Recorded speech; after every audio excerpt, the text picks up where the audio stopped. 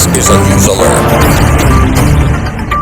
වත්මන් ආණ්ඩුව මාධ්‍ය කෙරෙහි දක්වන ප්‍රතිචාර සම්බන්ධව බහුජන බලය සංවිධානයේ ප්‍රචාරක ලේකම් ප්‍රියංකර මහගම්මුල්ලගේ මහතා මාධ්‍ය හමුවකදී අදහස් දක්වා සිටියා. මේගොල්ලෝ හිතාගෙන ඉන්න රූපවාහිනී channel එකක් වහලා බලපත්‍රයක් කැන්සල් කරලා ආණ්ඩුවට තියෙන විරෝධය නවත්තන්න. ටයිම් සෝන් 11ක් තියෙන රුසියාවේ. මේ රටේ මාධ්‍ය වෘත්තීය ගණිකා සේවය යොදවන්නේ සිරසයි. මම බැලුවා ඒකේ ඉන්න බෝධිසත්වෙක් වාඩිලා අශෝක ඩයස් කියලා. මම බැලුවා මෙතුමා මාර බෝධිසත්වෙන්. බලනකොට මෙතුමා ඇවිල්ලා මේ රනිල් වික්‍රමසිංහ මහත්තයාගෙන් මාධ්‍ය ජෙනරාල් දුරේ ලබා ගන්න ගිහින් ලේක ලැබුණ නැති වුණාට කේන්තියට තමයි මේක කරන්නේ. තරිඳුට හෝ සුදත්තට හෝ අන්ඩ්‍ර කුමාර මහත්තයාට හෝ ටිල්වින් සිල්වට ඒගොල්ලෝ කැමති ඇති. සිරසයි සියතයි විතරක් තියෙනවා. අපි කැමති නැහැ. අපි කැමති නැහැ මේ දෙකට. ඒ කැමති නැති නිසා ප්‍රජාතන්ත්‍රවාදී අපි එක බලන්නෙත් නැහැ. අපි බලනවා හිරු, අපි දෙරණ බලනවා. අපි බලන්නේ අපි කැමති නිසා. අපිට කැමති එක අපිට බලන්න තියෙනවා. ආණ්ඩුව පොලිසිය හරහා මර්දන හස්තය දිගු කරමින් පවතිනවා. හිරු නාලිකාව වරමුණු කරගෙන අපි දන්නවා මේක ඊළඟට අත තියන්නේ දෙරණට කියලා. ලංකාවේ තියෙන නීති පද්ධතිය ගැන නොදැන තමයි මුලින්ම වැඩ කරන්නේ. ජනමාධ්‍ය අමාත්‍යාංශයේ එක්ක නාලිකාවල තියෙන ගිවිසුම්, ඒවා ඒ යුගයේ ඇති කරගත්තු ගිවිසුම්, ඒවා යාවත් කාලීන කිරීම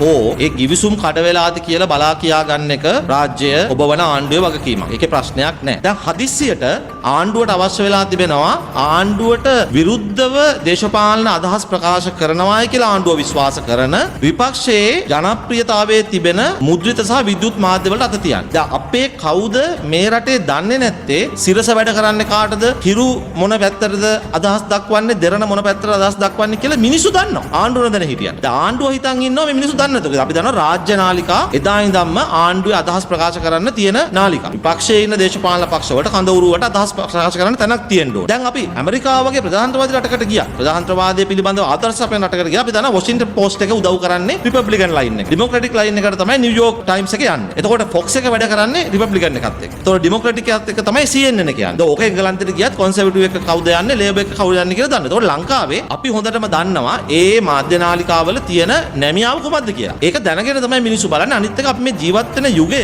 මේ යුගයේ සමාජ මාධ්‍ය හරහා මිනිස්සු දැනුවත් වෙනවා. ඒ මාර්ගයකට අනේක හරි. හැබැයි නාලිකාවක් තහනම් කිරීමට අවශ්‍යයි කියන සද්ද දැන් කවුද මේ මතු කරන්නේ කියලා අපි බලමුකෝ. එක මහත්තයෙක් තමයි තරුණ උඩුවර ගෙදර මට මතක නම විදියට දැන් කවුද මෙතුමා? මෙතුමා එක විටක අරගල කරුවේ. එක විටක ප්‍රගතිශීලියෙක්. තව විටක පෙරටුගාමී සමාජවාදී පක්ෂයේ නියෝජිතයෙක් ලෙස පෙනී ඉන්නවා. මේ ජනතාව වෙනුවෙන් හඬ නගනවා. මෙතුමා කවුද කියලා හොයලා බලාගෙන යනකොට මට වැඩිපුරම වෙන්නේ මෙතුමා මේ ජනතා යුක්ති පෙරමුණ හොදන්න බලාගෙන ඉන්න මහත්තයෙක් වගේ. දැන් මෙතුමාට හිරුවිකේ සංඛ්‍යාත ගැන ප්‍රශ්නේ මතුවලා තිබෙනවා. මෙතුමාටවත් අර සුදත්ත කියලා කුණුහරුප කියන්නේ ජීවත් වෙන්න පුද්ගලයෙක්. කියන්නේ ජීවත් වෙන කුණුහරුප නාලිකාවක් කරන පුද්ගලයෙක් ඉන්නවා YouTube එකේ. කියන්නේ දරුවන්ට කන්න දෙන කුණුහරුප කියලා. අපිට රස්සා තියෙනවා. අපි කුණුහරුප කියන්නේ. දැන් කුණුහරුප කියලා ජීවත් වෙන මිනිස්සු තමයි මේ රටේ මාධ්‍ය ගැන අනුමැතින් දෙන්නේ. හිරුවෙක ගැන පරීක්ෂා කරන්න කියන්නේ මේ තරිඳුලා සහ සුදත්තලා. ඒ කියන්නේ මේ අර පෙනේර කිව්වලුනේ ඉදිකට්ට හිලක් තියනවා කියලා. දැන් පෙනේරේ තියෙනවා හිල් 1000ක්. තමන්ගේ ඇහි පොල් පරාලයක් තියෙන මිනිස්සු පොල් කෙන්ද ගැන කතා කරනවා. ඒ නිසා දැන් මේ වගේ අවරගණේ මාධ්‍යවේදීන් කියලා තමන්ගේ අනන්‍යතා අරුබුදයක් තියෙන. තමන්ගේ පිළිගැනීම හදාගන්න ආණ්ඩුවට ගැට ගැහිලා ඉන්න මේ වගේ චරිත කියන දේ නෙවෙයි. මේගොල්ලන්ටයි දැන් සිරස පේන්නේ නැත්තේ. දැන් මේගොල්ලෝ දන්නේ නැද්ද මේ රටේ රාජපක්ෂවරුන්ට උදව් කරා කියලා ජනතා විමුක්ති පෙරමුණට VFM කියලා නාලිකාවක් මහින්ද මහත්තයා තුටු පඳුරක් විදිහට දුන්නා කියලා. ඒක විකුණලා ජනතා විමුක්ති පෙරමුණෙන් සල්ලි ගත්තේ නැද්ද?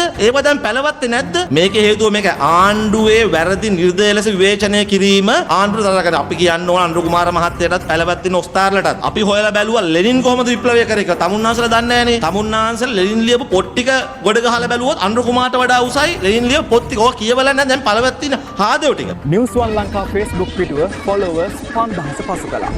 ඔබත් රටකට පුවත් හැමදේම හරියටම දැනගන්න දැන්ම follow කරන්න. දැන් News One Lanka Facebook, WhatsApp, Instagram සහ TikTok සමාජ මාධ්‍ය තුලින් ඔබට වඩාත් සමීපයි. දැන්ම follow කරන්න. රට තොට පුවත් දැන් ඇසුරු සැනින් ඔබ වෙත. News One Lanka today. True is soon.